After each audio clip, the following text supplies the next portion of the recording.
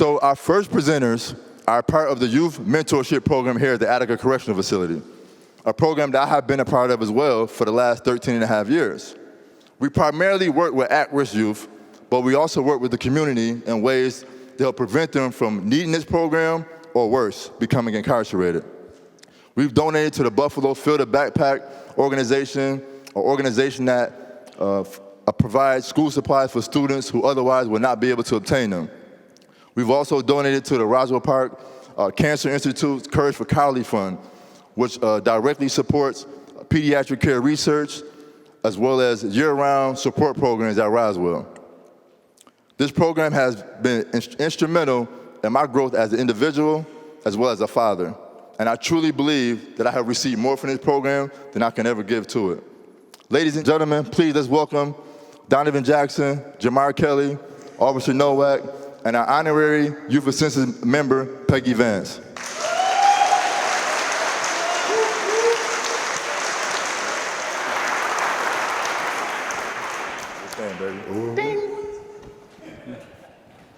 Good morning, everybody. Good morning. Morning. Morning.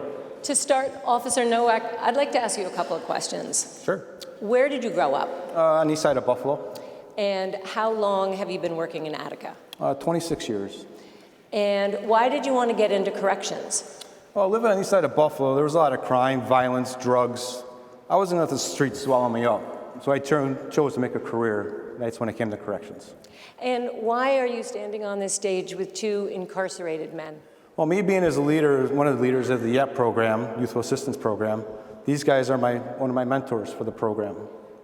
So I have a lot of respect for these two guys because they work with the youth. And is it normal for corrections officers and incarcerated men to work together? No. No. Okay. Jemar. Yes. How long have you been at Attica, and can you tell us a little bit about what you've seen? I've been at Attica for 12 years, and through my time here, I see a lot of different individuals come in these walls who tend to be young adults that should be in college instead of in the penitentiary. And I feel that in some way, somehow, we should be able to do something about that. Thank you. And Donovan, how does it feel to work with corrections officers? Nowak's part of the team. We're effective together in reaching the youth. And Officer Nowak, how can Jemar and Donovan be examples and role models for the youth today? Well, you know what? Let them tell you. I'm identified as 05B 1637.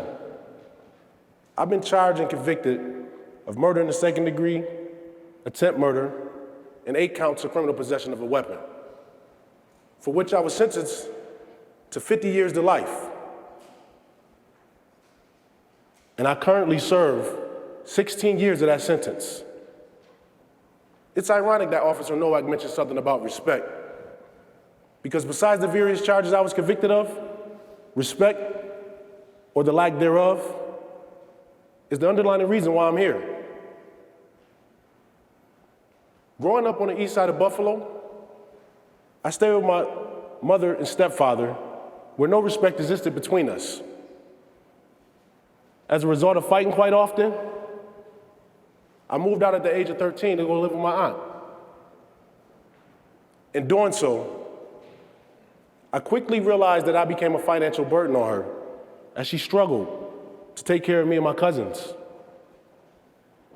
This is why at 14, I decided to use the money that my mother had given me for school sneakers to buy drugs, with the hopes of making more money to help out.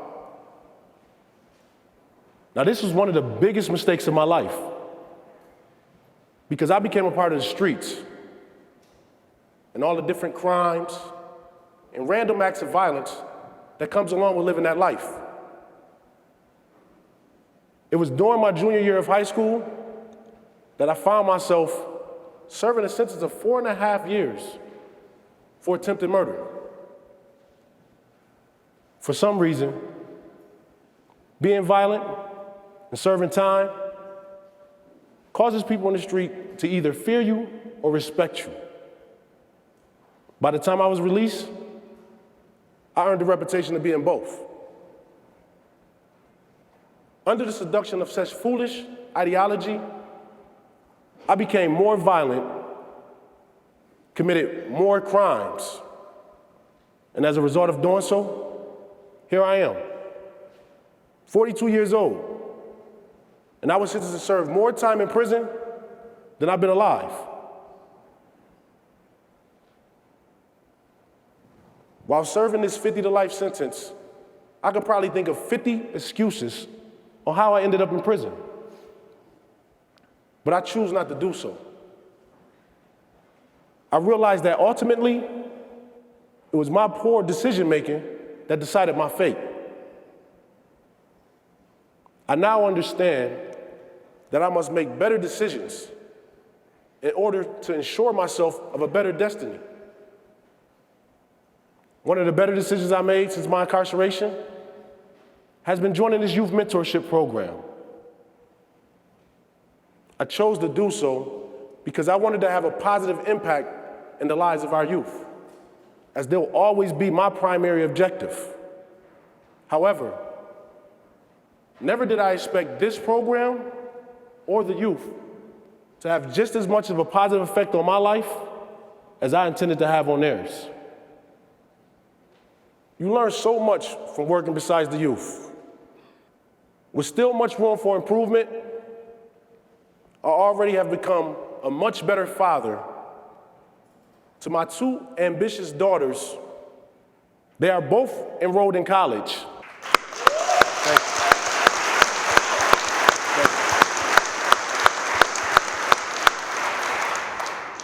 you. Investing in their futures, determined to make something of themselves, despite my previous shortcomings. Playing a role in their success is what brings me so much joy. Similar to the joy that I receive from playing a small role in the lives of our youth, knowing that it propels them to go on and do such amazing things.